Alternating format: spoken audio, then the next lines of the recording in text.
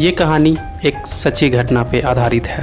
अगस्त 2024 को महाराष्ट्र के बदलापुर में एक ऐसा इंसिडेंट हुआ। बदलापुर के एक आदर्श स्कूल में दो नाबालिग बच्चियों के साथ यौन शोषण का इल्ज़ाम उसी स्कूल में काम करने वाले सफाई कर्मचारी के ऊपर लगा, जिसका नाम अक्षय सिंधे था। 12 अगस्त को यह वारदात हुई और 14 अगस्त को इसका खुलासा हुआ और 17 अगस्त को पॉक्सो एक्ट के तहत उसे अरेस्ट कर लिया गया। 22 अगस्त से बॉम्बे हाई कोर्ट में इस केस की सुनवाई शुरू हो गई। तो आइए पूरी घटना को शुरू से समझने की कोशिश करते हैं। Murder files official YouTube channel को कृपया लाइक करें, सब्सक्राइब करें और अपने फ्रेंडों के साथ शेयर करें। अक्षय सिंधे कर्नाटक का रहने वाला था। उनकी फैमिली भी कर्नाटक में रहा करती थी। फिर काफ़ी टाइम पहले वे लोग मुंबई में शिफ्ट हो गए थे। अक्षय सिंधे ज़्यादा पढ़ा लिखा नहीं था, वो महज 10वीं पास था। इसी वजह से वह आदर्श स्कूल में सफाई कर्मचारी के तौर पर नौकरी करने लगता है। 13 अगस्त को एक बच्ची स्कूल जाने से डरती है। दूसरी लड़की भी जब सेम इसी तरह से करती है तो उनके पेरेंट्स आपस में बातचीत करते हैं और उन्हें जब डाउट होता है तो पेरेंट्स बच्चियों को लेकर डॉक्टर के पास जाते हैं। वहाँ पर डॉक्टर के द्वारा पुष्टि की जाती है कि इन बच्चियों के साथ यौन शोषण हुआ है। बच्चियों के पेरेंट्स आदर्श स्कूल के प्रिंसिपल से इसकी शिकायत करते हैं। जब प्रिंसिपल कोई एक्शन नहीं लेता है तो पेरेंट्स पुलिस थाने में इसकी रिपोर्ट लिखवाते हैं। साथ ही पेरेंट्स पुलिस को यह बताते हैं कि उनको शक है कि स्कूल में ही बच्चियों के साथ कुछ गलत हुआ है। पुलिस जब इसकी छानबीन करती है तो उसे पता चलता है कि 12 अगस्त को अक्षय सिंधे ने दो छोटी छोटी स्कूल की बच्चियों के साथ स्कूल के ही टॉयलेट में उनका यौन शोषण किया है। यह खबर धीरे धीरे फैल जाती है। यूथ, यंगस्टर और कॉलेज के स्टूडेंट इकट्ठे होते हैं और लोगों का गुस्सा फूटता है। लोग हंगामा करते हैं, विरोध प्रदर्शन करते हैं और वे प्रोटेस्ट करते हैं, गिरफ्तारी के लिए आंदोलन करते हैं। तब पुलिस पॉक्सो एक्ट के तहत मामला दर्ज करती है और आरोपी अक्षय सिंधे को 17 अगस्त को अरेस्ट कर लेती है। 22 अगस्त से बॉम्बे हाई कोर्ट में इस केस की सुनवाई शुरू हो जाती है। इन्वेस्टिगेशन से यह पता लगता है कि अक्षय सिंधे ने 3 शादियां की थी और साथ ही साथ इन्वेस्टिगेशन के समय उसके फ़ोन में कई सारे पॉर्न वीडियोज भी मिले, जिससे यह तय हुआ कि उसकी जो आदत है या उसकी जो सोच है उसी के कारण उसने उन बच्चियों के साथ ऐसी घिनौनी काम किया है। पुलिस हिरासत में उससे करीब 10 दिनों तक पूछताछ की गई। लगभग 26-27 अगस्त को पुलिस कस्टडी खत्म हो गई और अक्षय सिंधे को जुडिशियल कस्टडी यानी न्यायिक हिरासत में तलोजा जेल भेज दिया गया। जब अक्षय सिंधे तलोजा जेल में बंद था, इधर पुलिस अपनी इन्वेस्टिगेशन कर रही थी। अब अक्षय सिंधे जेल के अंदर है, बाहर लोगों का गुस्सा है, लोग जस्टिस मांग रहे हैं, इंसाफ मांग रहे हैं। हालांकि जो मुजरिम है वो पकड़ा गया है, बल्कि मुजरिम नहीं मुलाजिम कहेंगे, क्योंकि जब तक इल्ज़ाम साबित कोर्ट में नहीं हो जाता अभी वह जेल में है। अभी पुलिस की चार्जशीट दाखिल नहीं हुई है। अभी यह मामला अदालत में जाएगा, उसके बाद बहस होगी, दलील सबूत गवाह सब पेश किए जाएंगे और फिर फैसला आएगा। बाहर लोग गुस्से में हैं, सरकार पर उंगलियां उठ रही है, महाराष्ट्र पुलिस पर उंगलियां उठ रही है। लेट से एफआईआर दर्ज क्यों किया, पूरी जांच पहले क्यों नहीं की, स्कूल प्रशासन पर कार्रवाई क्यों नहीं हुई, स्कूल प्रशासन को ही बदल दिया गया। अब लगा था कि धीरे धीरे यह मामला ख़त्म हो जाएगा, लेकिन ऐसा हुआ नहीं। इसी बीच 23 सितंबर को ऐसी चीज़ हुई जिसको लेकर आज बॉम्बे हाई कोर्ट में लंबी बहस चली और बॉम्बे हाई कोर्ट के 2 जजों की बेंच ने जो कहा वो शायद हमारे देश में चल रहे नए ट्रेंड के बारे में काफ़ी कुछ हद तक सही है। अरे ये मैं बॉम्बे हाई कोर्ट की बात अचानक क्यों कर रहा हूँ? तो इसकी जड़ में है एक इनकाउंटर। वही अक्षय सिंधे जिसको आदर्श स्कूल की 2 बच्चियों के साथ यौन शोषण के इल्ज़ाम में गिरफ्तार किया गया था। 10 दिनों तक पुलिस हिरासत में रहा, जुडिशियल कस्टडी में तलोजा जेल में बंद था। उसका अचानक इनकाउंटर कैसे हो गया? आपने अपने कैरियर में कई इनकाउंटर की कहानी सुने होंगे, पर आप ऐसा इनकाउंटर शायद ही सुने होंगे जैसा इनकाउंटर हुआ है। पहले इनकाउंटर की पूरी कहानी सुनिए पूरे डिटेल में, बाद में आपको बॉम्बे हाई कोर्ट का मामला भी बताएंगे। दरअसल जब बच्चियों के यौन शोषण का मामला उछला तो उसके करीब 20-25 दिनों के बाद अक्षय सिंधे की एक बीवी पुलिस स्टेशन आई। ये मैं एक बीवी क्यों बोल रहा हूँ? आपको याद होगा मैंने आपको बताया था कि अक्षय सिंधे ने 3 शादियाँ की थी, तो उसके तीनों पत्नियों में ये कौन थी पता नहीं। तो अक्षय सिंधे की एक बीवी पुलिस स्टेशन गई और वहाँ जाकर FIR दर्ज करवाई अपने पति के खिलाफ और बोली कि अक्षय सिंधे मेरे साथ अननेचुरल सेक्स करता था, मेरे साथ एब्यूज करता था, यह डोमेस्टिक वायलेंस भी मेरे साथ करता था। इधर अक्षय सिंधे की पुलिस कस्टडी ख़त्म हो गई थी और वह जुडिशियल कस्टडी में तलोजा जेल में बंद था। अचानक 23 सितंबर को क्राइम ब्रांच की टीम अक्षय सिंधे की वाइफ की उस कंप्लेंट पर जागती है और दोपहर के करीब 2:30 बजे क्राइम ब्रांच की टीम अक्षय सिंधे की वाइफ की कंप्लेंट को लेकर कोर्ट पहुंचती है और कोर्ट से अपील करती है कि अक्षय सिंधे के खिलाफ एक और शिकायत है, तो हमें उससे पूछताछ करनी है, इसलिए उसे जेल से निकालकर पूछताछ करने की इजाज़त दी जाए। हालांकि ऐसा होता है, अगर कोई जेल में चला गया और केस में कोई नया मोड़ आए या कोई नई इन्फॉर्मेशन मिली हो, नए सबूत, नए गवाह मिला हो, तो फिर उसे जेल से निकालकर पूछताछ की जा सकती है पुलिस हिरासत में। लेकिन उसके लिए पुलिस को अदालत की इजाज़त चाहिए। कई बार पुलिस जेल के अंदर ही आरोपी से पूछताछ करते हैं, कई बार उसे स्पॉट पे ले जाया जाता है या पुलिस उसे कहीं और ले जाना चाहती है तो ले जा सकती है पूछताछ के लिए। तो क्राइम ब्रांच की टीम ने अदालत से कहा अक्षय सिंधे की वाइफ की कंप्लेंट पर उसे पूछताछ करनी है, तो इसलिए अदालत ने इजाज़त दे दी। 23 सितंबर दिन सोमवार दोपहर के 2:30 बजे थाने में क्राइम ब्रांच का एक दफ्तर है। उस क्राइम ब्रांच के दफ्तर से एक पुलिस वैन, जिसे महाराष्ट्र में पुलिस का डब्बा भी कहा जाता है, संजय सिंधे जो सब इंस्पेक्टर है, ये संजय सिंधे इनकाउंटर स्पेशलिस्ट के तौर पर भी जाने जाते हैं। उसकी वजह यह है कि प्रदीप शर्मा, जिनके नाम 100 से ज़्यादा इनकाउंटर रजिस्टर्ड है, उन प्रदीप शर्मा के टीम में संजय सिंधे काम किया करते थे। पुलिस वैन में 4 पुलिस वाले बैठते हैं, उनमें से एक सब इंस्पेक्टर जिनका नाम है संजय सिंधे, और ये इन तीनों लोगों को लीड कर रहे थे। उनका नाम इस प्रकार था, एक था API नीलेश मोरे, एक हवलदार अभिजीत मोरे, दूसरा हवलदार हरीश तावड़े उस पुलिस वैन में बैठते हैं और क्राइम ब्रांच के दफ्तर थाने से तलोजा जेल के लिए निकलते हैं। तलोजा जेल पहुंचने में इनको करीब 1.5 से 2 घंटे का समय लग जाता है।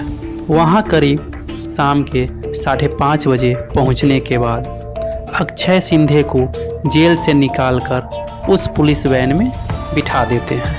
Sub inspector Sanjay Shinde driver के बगल में बैठते हैं और बाकी 3 पुलिस वाले वैन के अंदर अक्षय सिंधे को लेकर बैठ जाते हैं। पीछे से पुलिस वैन का दरवाज़ा बंद करके लॉक कर दिया जाता है। पुलिस वैन को तलोजा जेल से निकले हुए लगभग 55 मिनट हो चुके थे। 5:30 बजे गाड़ी तलोजा जेल से निकली थी और अभी 6:25 का वक्त हो गया था। यह गाड़ी उस वक्त मुमरा हाईवे से गुजर रही थी। मुमरा हाईवे के लिए पहाड़ों से काटकर रास्ता बनाया गया था। यह वह इलाका है जहां पर आम तौर पर बड़ा सुनसान रहता है। कोई बस्ती नहीं है, कोई दुकानें नहीं हैं। जब बस्ती नहीं है, कोई दुकान नहीं है, तो गाड़ियों की लाइट ही वहां पर लाइट होती है। सीसीटीवी कैमरा तो बहुत दूर की बात है और पैदल चलने वाले तो भूल ही जाइए। कोई विटनेस मिलेगा। यहाँ लूटपाट की बहुत सारी घटनाएं हो चुकी है। तो जेल से निकले हुए 55 मिनट बीत चुका था और पुलिस वैन उसी मुरमुरा बाईपास को पार कर रही थी। शाम के 6:25 का वक्त हुआ था। संजय सिंधे के FIR के अनुसार अचानक वैन के अंदर से तेज लड़ने की आवाज़ आने लगी। चूँकि संजय सिंधे ड्राइवर के साथ आगे बैठे थे, पीछे वैन के अंदर 3 पुलिस वाले और आरोपी अक्षय सिंधे बैठा था। अचानक पीछे से शोर की आवाज़ आने लगी। उन्हें लगा कि कुछ बात कर रहे होंगे, लेकिन इसी दौरान संजय सिंधे के मोबाइल पर घंटी बजी और वह देखे कि हवलदार अभिजीत मोरे फ़ोन कर रहा है। अभिजीत मोरे उसी वैन में पीछे बैठे हुए हैं, लेकिन फ़ोन कर रहे हैं क्योंकि वह उस वैन में बात नहीं कर सकते थे, क्योंकि संजय सिंधे ड्राइवर के साथ आगे बैठे हुए थे, पीछे जा नहीं सकते थे। केबिन के अंदर से रास्ता नहीं था, पीछे से ही गेट खुलता है, जैसा कि मैंने आपको बताया है वैन के बारे में। तो हवलदार अभिजीत मोरे फ़ोन करता है संजय सिंधे को। संजय सिंधे को कहता है कि यह अक्षय सिंधे बहुत गुस्सा हो रहा है, लड़ रहा है, पूछ रहा है कि हमें क्यों जेल से निकाले हो, मुझे कहाँ लेकर जा रहे हो। अब तो मैं जेल में था, अब तो सारी चीज़ें ख़त्म हो गई है। वह लड़ रहा है, हाथापाई करना चाहता है, तो आप देख लो।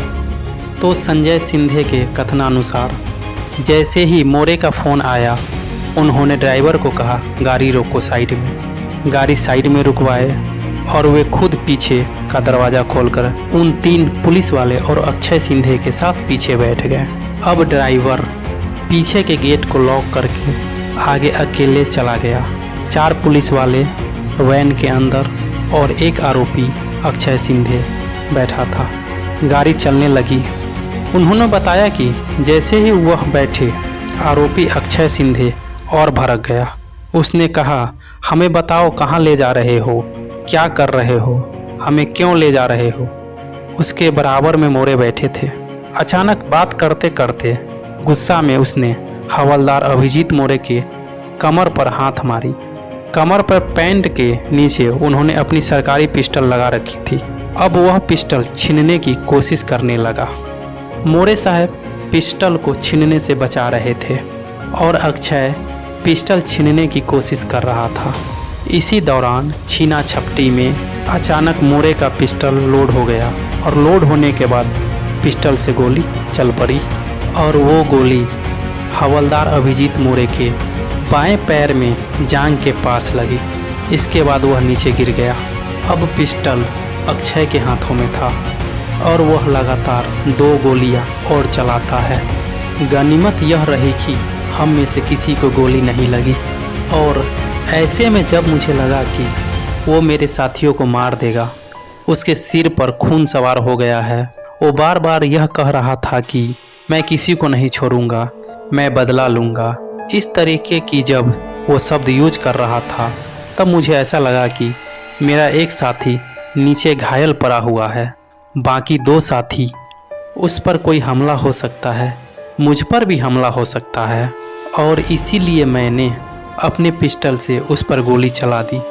मेरे गोली चलाते ही आरोपी अक्षय घायल हो गया। मेरे साथी अभिजीत मोरे भी घायल था। इसीलिए मैंने पुलिस वैन को सीधे नज़दीकी हॉस्पिटल ले जाने को बोला। चूँकि नज़दीक में छत्रपति शिवाजी हॉस्पिटल था, इसलिए हम लोग सीधा वहीं पहुँचे।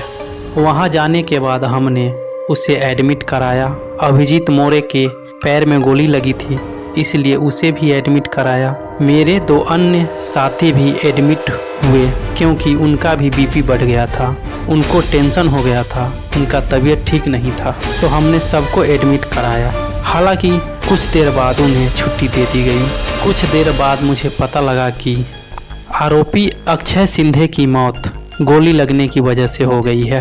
तब तक संजय सिंधे यह कह रहे थे कि हमें यह लग रहा था कि अक्षय मरा नहीं है, सिर्फ घायल हो गया है।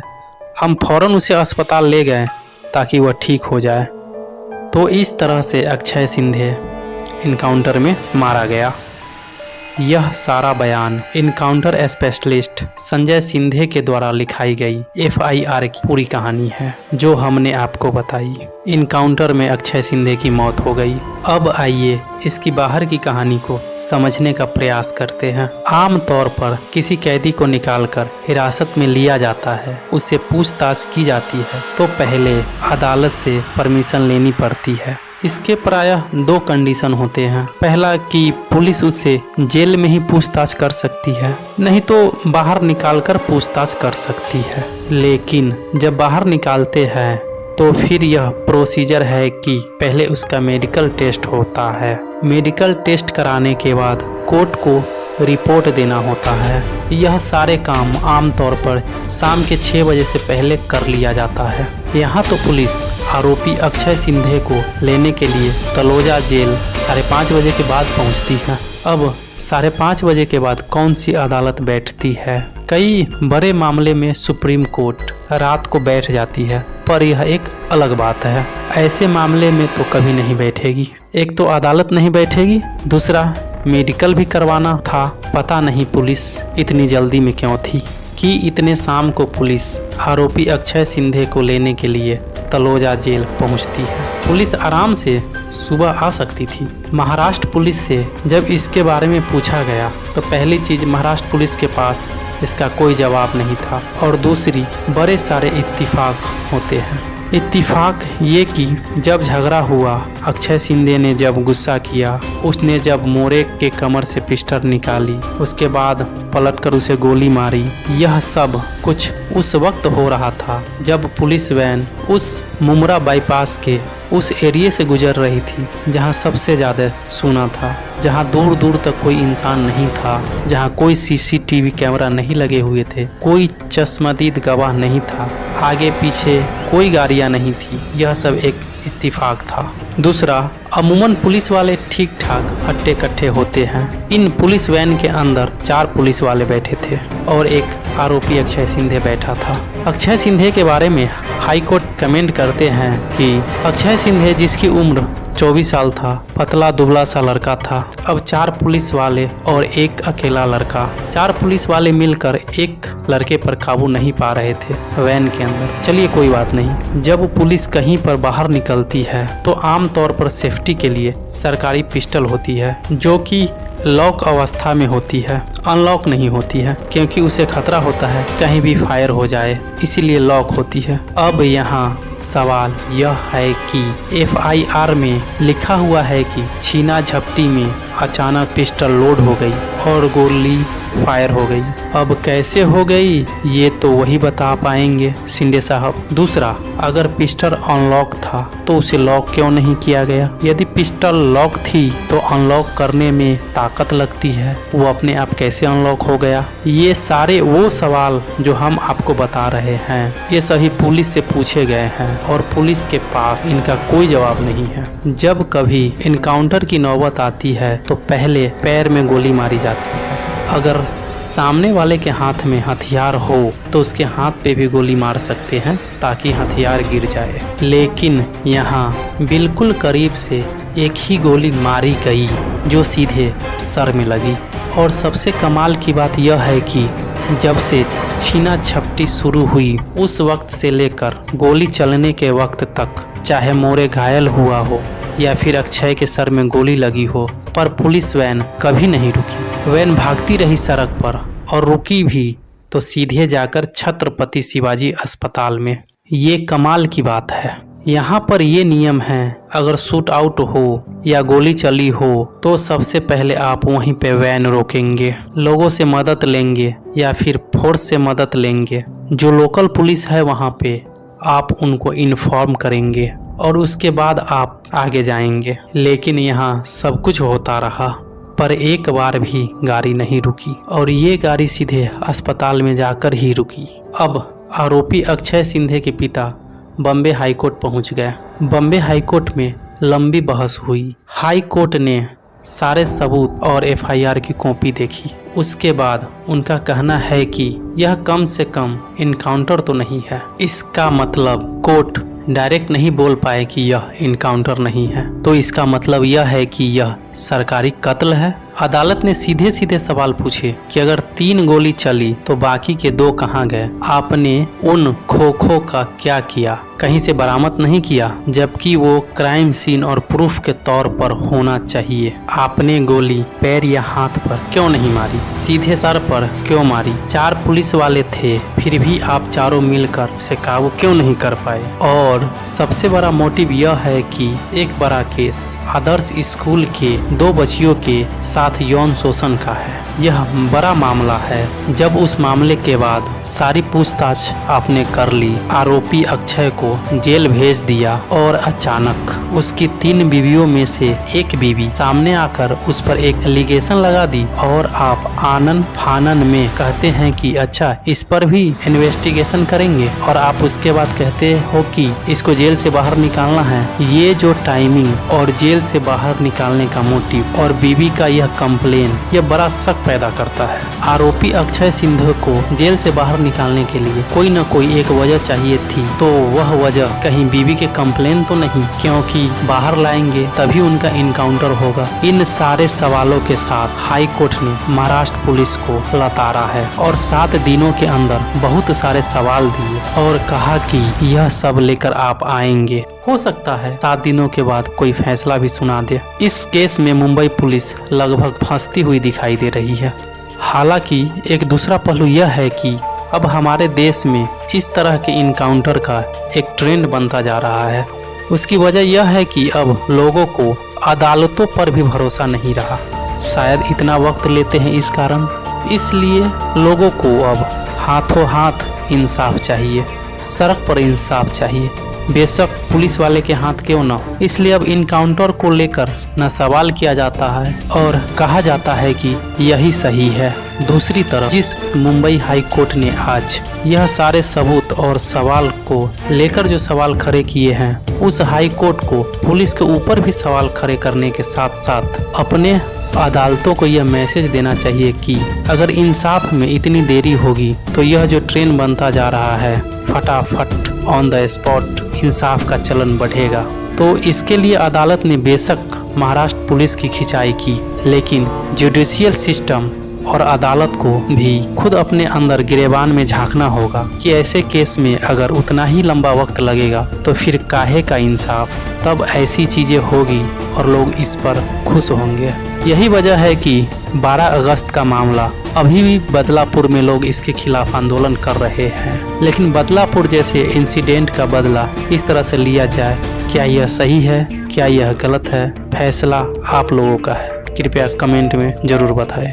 इस कहानी को पूरी ध्यान से सुनने के लिए आपका धन्यवाद। हम आपसे फिर मिलेंगे एक नई कहानी के साथ। तब तक आप अपना और अपनों का ख्याल रखते रहिए। नमस्कार।